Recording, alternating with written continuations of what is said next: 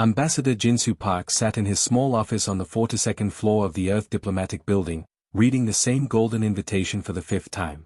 The document was beautiful, written on what appeared to be actual metal that shimmered with its own inner light.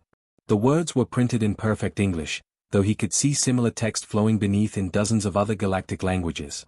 The Galactic Trade Consortium had never invited humans to participate in anything important before. Most of the galaxy's major powers barely acknowledged that Earth existed. Humans had only achieved faster-than-light travel 30 years ago, and even then, their ships were slow and inefficient compared to the sleek vessels used by established civilizations. They must be truly desperate, said his aide, economic analyst Ha-Won Lee, looking up from her own copy of the invitation. She was a young woman who had spent the last 5 years studying galactic economics, trying to understand how interstellar trade worked. The Grand Commerce Summit has been deadlocked for 3 years running. Every time they meet, they argue about the same issues and go home without solving anything. Park nodded and turned to look out his window at the busy streets of New Geneva below. Humans went about their daily business, buying coffee, arguing about sports, and generally living their lives without any knowledge that their species had just been invited to the most important economic gathering in known space. Captain Suho Kim, head of security for the diplomatic mission, frowned as he read through the intelligence briefings. I don't understand why they would invite us, Ambassador. According to these reports, we're barely classified as a Class II civilization. Our entire interstellar economy consists of 3 trade routes and some mining operations in the outer system. The invitation itself was quite specific in its language. Earth was being invited to send what they called cultural negotiators to help resolve long-standing disputes between the galaxy's major trading powers. The document mentioned 3 specific groups that would be present at the summit. The Zentorian Collective represented the mathematical approach to trade. They calculated everything down to the smallest decimal point and made decisions based purely on statistical analysis and probability mathematics. They had been expanding through the galaxy for over 1,000 years, creating trade networks that were perfectly efficient but completely inflexible. The Aquatic Collective took the opposite approach.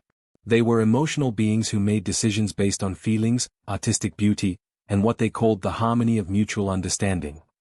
Their trade agreements were more like poetry than legal documents, beautiful but often impossible to implement in practical terms. Finally, there was the Merchant Guild, a loose alliance of various species united by their single-minded focus on profit. They calculated every transaction in terms of maximum financial gain and viewed trade relationships purely through the lens of cost and benefit. They think we're harmless, Park realized, setting down the invitation and turning to face his small team. A fresh perspective from simple people who don't understand how complicated everything is supposed to be. Dr. Jisoo Choi, the team's xenopsychologist, had spent the morning studying the cultural briefings on each of the major trading powers. Her desk was covered with reports, analysis papers, and cultural guides that were each thicker than most books. Ambassador, she said, adjusting her glasses and looking up from a particularly dense report on Zentorian mathematical negotiation theory, these species have been negotiating with each other the same way for centuries. Each group is locked into their own cultural approach to problem solving, and they can't find any common ground. What do you mean?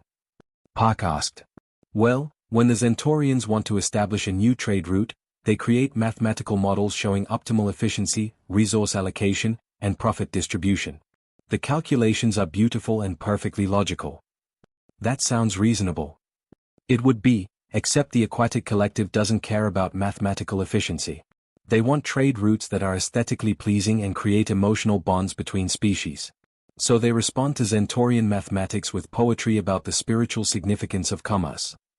Captain Kim laughed despite himself. And I'm guessing the Merchant Guild doesn't care about either math or poetry. Exactly. They just want to know which routes will make them the most money in the shortest time. So you have 3 groups of intelligent beings, each speaking a completely different language even though they're using the same words. Park walked over to his window and looked down at the street below. He watched humans going about their business, some arguing loudly about the best coffee shop, others negotiating the price of street food, a group of children trading snacks during their school break. You know what I find interesting, he said to his team. Look down there. Humans negotiate hundreds of small deals every day. We buy things, sell things, trade favors, work out disagreements. And we do it all without mathematical models, emotional poetry, or profit calculations. How do we do it then? Asked Lee. We talk like normal people. We say what we want, listen to what the other person wants, and figure out something that works for everyone. Dr. Choi closed her thick briefing books and looked at the ambassador with growing understanding. Sir, are you suggesting that we approach this summit without using any of the established galactic diplomatic protocols? Park picked up the golden invitation one more time and smiled. It was the same smile he wore when he was about to do something that would either work brilliantly or fail spectacularly. Dr. Choi, the galaxy has invited Earth to send negotiators to help solve their problems. They want human help with their deadlocked summit. He paused and looked at each member of his team. They have no idea what they just asked for. The Grand Commerce Summit was held aboard Nexus Station, a massive diplomatic facility that floated in the neutral space between three star systems. The station was designed to impress visitors with its size and grandeur. Crystal towers reached toward the stars, and golden walkways connected different sections like a beautiful web of light.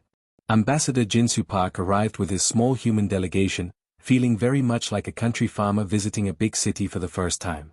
His team consisted of only 5 people, while each of the major galactic powers had brought delegations of 50 to 100 representatives. The first thing Park noticed was how different everyone looked. The Zentorians were tall, thin beings with silver skin and large black eyes that seemed to be constantly calculating something. They moved in perfect formation, like dancers who had practiced the same routine for years. The aquatic collective representatives were beautiful in an alien way, with flowing robes that seemed to change color based on their emotions. They floated slightly above the ground using some kind of gravity manipulation technology. When they spoke, their voices created harmonies that sounded like singing. The Merchant Guild delegation was the most diverse, consisting of dozens of different species united only by their expensive clothing and the smell of wealth that seemed to follow them everywhere they went. "Welcome, humans," said High Negotiator Velden of the Zentorians as Park's delegation entered the main conference chamber. The room was enormous, with a ceiling that showed a real-time view of the stars above. "We hope that your primitive perspective might offer some simplicity to our very complex discussions." Economic Advisor Minute Jung Kim leaned close to Ambassador Park and whispered in his ear, "Sir, they're treating us like children who might accidentally say something cute." Park nodded but kept smiling politely. He had expected this kind of reception. Humans were the newest species in galactic politics, and their technology was at least a century behind everyone else's. Most galactic citizens viewed Earth as a backwater planet populated by beings who had just learned to build rockets. The conference chamber filled with delegates from across the galaxy. Park counted representatives from over 40 different species, each one dressed in formal diplomatic attire that probably cost more than his entire mission's budget. The first formal session began exactly as Dr. Jisoo Choi had predicted. Each delegation presented their position using their traditional methods, following protocols that had been established centuries before humans had even discovered agriculture. The Zentorian presentation lasted 3 hours and consisted entirely of mathematical models displayed on holographic screens.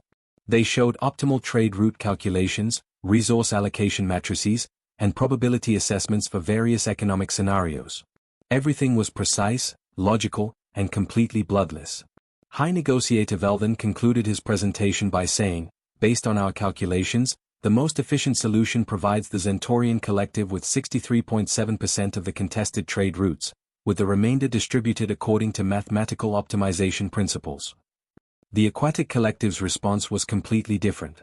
Their lead negotiator, a being called Gentle Current of Understanding, spoke for 2 hours about the emotional and spiritual significance of trade relationships. She used words like harmony, mutual growth, and the beautiful dance of commerce between star children. Her presentation included poetry, music, and what appeared to be interpretive dancing. It was beautiful and moving, but Park noticed it contained no actual solutions to the trade route problems. The Merchant Guild took a more direct approach.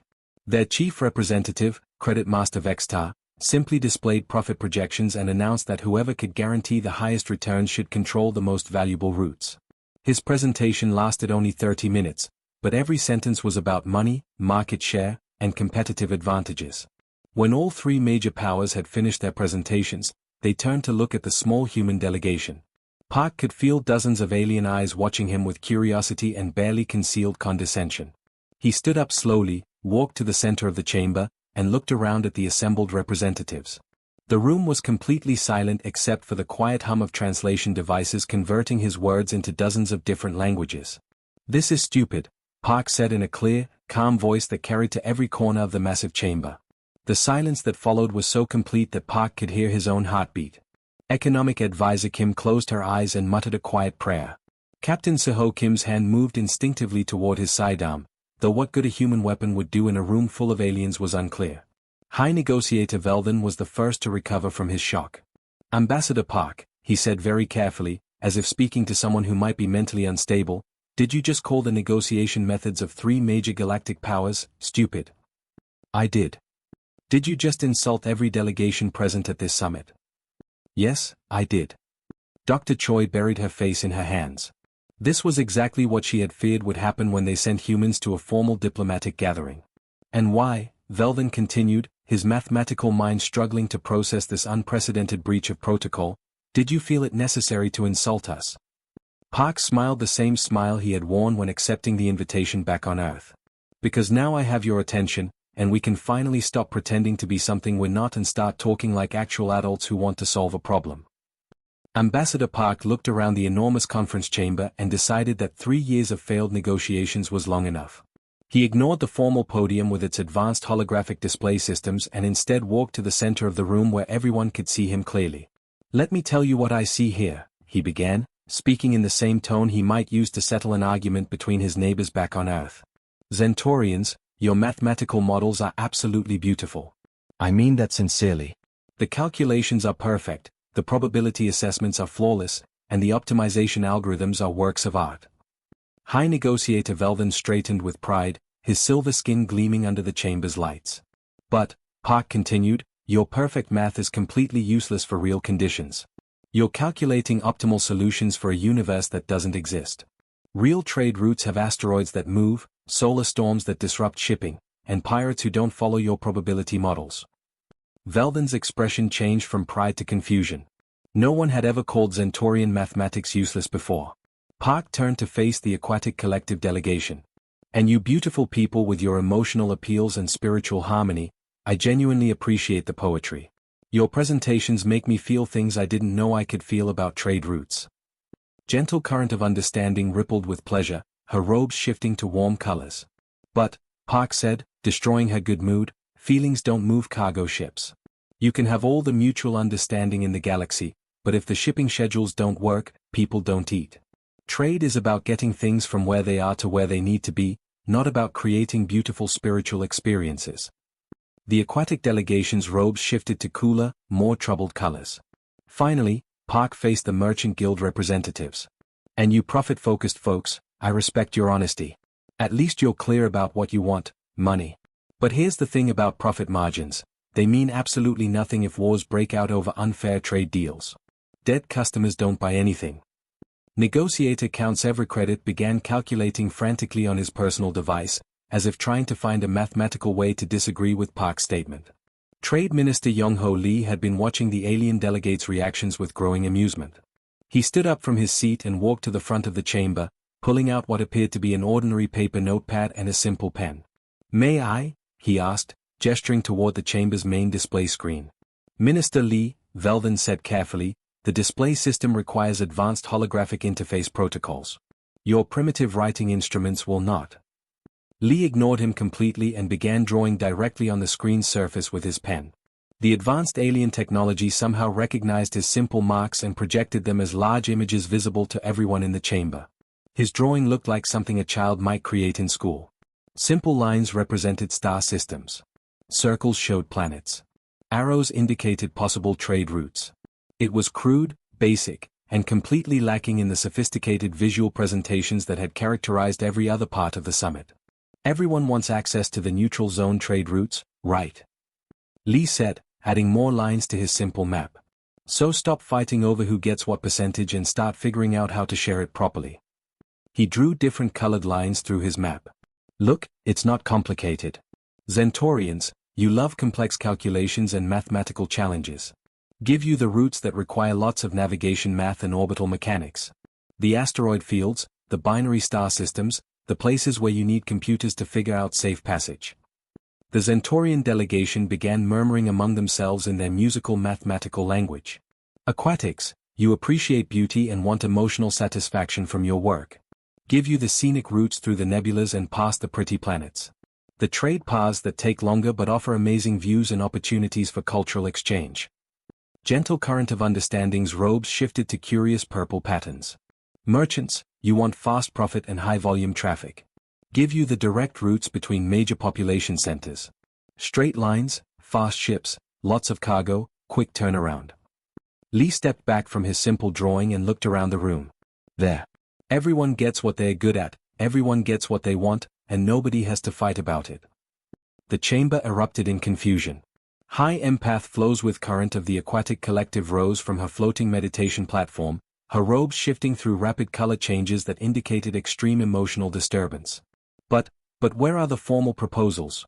She asked, her voice trembling with what sounded like panic. Where are the cultural sensitivity protocols? The months of careful relationship building? The gradual development of mutual trust and understanding? Dr. Choi leaned forward in her seat and spoke in the patient tone she might use to explain something to a confused child. We don't have months to spare. You've all been talking for 3 years and haven't accomplished anything except creating more committees to study the problem. Negotiator Count's every credit stood up so quickly that his chair fell over backward.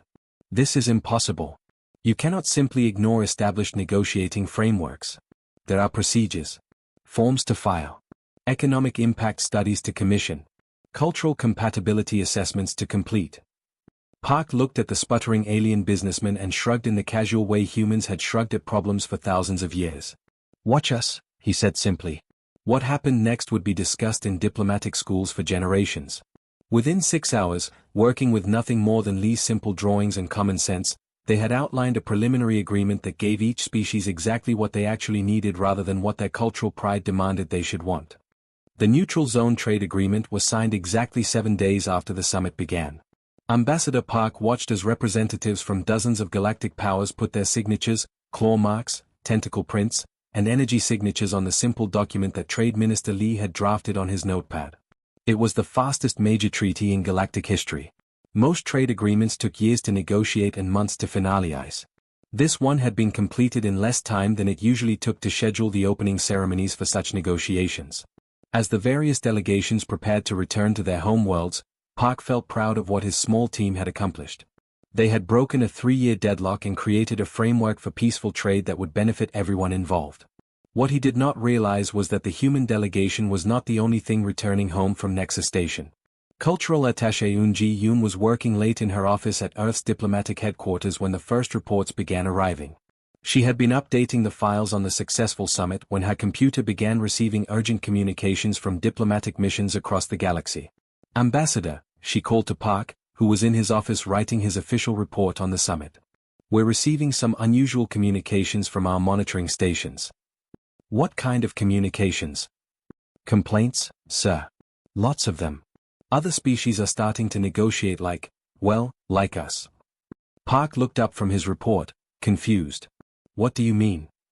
Yoon pulled up the first message on her screen. This came from the Zentorian border with the Crystal Empire. Apparently, there was a minor territorial dispute that had been going through formal arbitration for 18 months. Yesterday, the Zentorian negotiator told the Crystal Empire representatives to stop being ridiculous and just draw a line on the map. And? They did. The dispute was resolved in 2 hours. More reports were coming in faster than Yoon could read them. The Aquatic Collective had just ended a complex religious disagreement with the Spiral Galaxy Commune by telling both sides to agree to disagree and move on with their lives. The Merchant Guild had solved a 7-year pricing war between mining companies by suggesting everyone split the difference and shake hands on it. Dr. Jisoo Choi, who had been monitoring galactic communications as part of her research into alien psychology, walked into the office carrying a tablet full of data that made her look both excited and worried. Ambassador, she said, setting down her tablet and pulling up a chair, I think we may have accidentally started something much bigger than a simple trade agreement. How much bigger? Diplomatic crises that have lasted decades are being resolved in hours using simple human logic and direct communication. The Glorious Star Empire just settled a border conflict with the Independent Worlds Alliance by having their negotiators meet in a restaurant and talk over coffee instead of holding formal sessions in government buildings. Park looked at the reports flowing across Yoon's screen. Every few minutes, another diplomatic success story arrived, each one describing how traditional negotiation methods had been replaced with straightforward human approaches. But then the real complaints started arriving. The first urgent transmission came directly from High Negotiator Velden himself. When his image appeared on the communication screen, his usual mathematical calm had been replaced with something that looked very much like panic. "Ambassador Park," he said, his voice tight with stress, "what have you done to us? Our negotiators have completely stopped using proper protocols. They're speaking casually to foreign dignitaries. They're making decisions based on what they call gut feelings rather than mathematical analysis." Similar complaints began flooding in from across the galaxy. High empath flows with current of the aquatic collective appeared on screen next, her usually calm demeanor replaced with agitation that made her robes shift through rapid color changes. "Our empaths are no longer conducting proper emotional harmony sessions," she said, sounding personally offended. "Yesterday, one of our senior negotiators told a delegation that had traveled 3-star systems for mediation to simply get over it and stop making mountains out of molehills.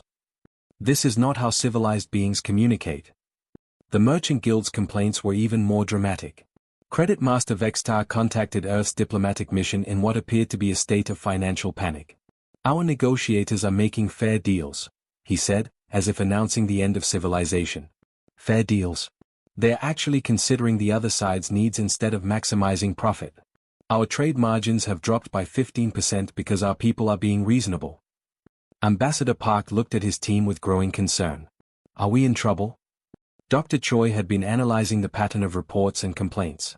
She looked up from her tablet with an expression of wonder and slight alarm. "Ambassador, I think I understand what's happening. We didn't just teach them new negotiating techniques at the summit. We taught them to ignore their own cultural limitations and speak directly to other beings as individuals rather than as representatives of their species. Is that bad? It depends on your perspective. The results are incredible. Galactic diplomacy is more efficient than it's been in centuries. But we've essentially taught the entire galaxy to communicate like humans." Park walked to his window and looked down at the busy streets below, where humans continued to negotiate, argue, compromise, and solve problems in the direct way they had been doing for thousands of years. "So the galaxy regrets inviting us because we taught them to be human." "Exactly," Choi replied. "And they are discovering that being human is much more effective than being alien." 2 months after the Grand Commerce Summit ended, the emergency session was called by the Galactic Diplomatic Corps. The meeting was held in the same chamber where Ambassador Park had first insulted every major power in the galaxy. But this time, the atmosphere was completely different. When Park and his team arrived, they found the diplomatic establishment in a state of controlled chaos. Supreme Negotiator Kethval, the highest-ranking diplomat in galactic society, was pacing back and forth in front of the main screen, his usually perfect composure completely shattered. "Ambassador Park," he said without any of the usual formal greetings, "you must help us fix what you have broken." Park looked around the chamber and saw representatives from every major civilization in the galaxy. But unlike the formal, organized gathering from 2 months ago, this meeting felt more like a family argument. Delegates were talking over each other, interrupting presentations, and generally behaving in ways that would have been considered scandalous just weeks earlier. "What exactly do you think we've broken?" Park asked. "Everything." Kethval gestured wildly at the chaos around them. "The entire foundation of galactic diplomacy. Treaties are being signed in minutes instead of years. Ancient enemies are working out their differences with handshakes instead of formal peace processes. The Galactic Dispute Resolution Committee has been dissolved because nobody needs it anymore." Economic analyst Hwan Lee looked at her tablet, which was displaying real-time galactic diplomatic statistics. The numbers were remarkable. "Supreme Negotiator, can you explain why faster treaty negotiations are a bad thing?" "Because." Kethval paused, clearly struggling to find a logical answer. "Because that's not how things are supposed to work. Diplomacy requires careful consideration, cultural sensitivity, months of preliminary discussions." "And how well did the old ways work?" Lee stood up, holding her tablet so everyone could see the data. "According to these records, you had 3 years to solve one simple trade route problem. We solved it in 6 hours." High Negotiator Velden of the Zentaurians was frantically working on his mathematical calculations, trying to find some flaw in the human approach. "The speed of resolution is mathematically impressive," he admitted reluctantly. "But what about the cultural significance? The traditional frameworks? The respect for ancient protocols?" Captain Suho Kim, who had been quietly observing the chaos, spoke in the calm voice he used when dealing with panicked civilians. "Your ancient protocols were so complicated that nobody could actually get anything done. You spent more time arguing about how to negotiate than you did actually negotiating. Dr. Jisa Choi stood up and activated her own display, showing statistics that made several alien delegates gasp in surprise. Since the summit ended, galactic trade has increased by 340%. Border disputes are down 78%. Economic cooperation between species is at an all-time high. But it's so undignified, protested Gentle Current of Understanding, her robes shifting to colors that indicated deep emotional disturbance.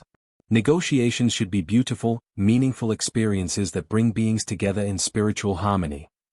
And they still are, Park replied calmly. They're just faster now.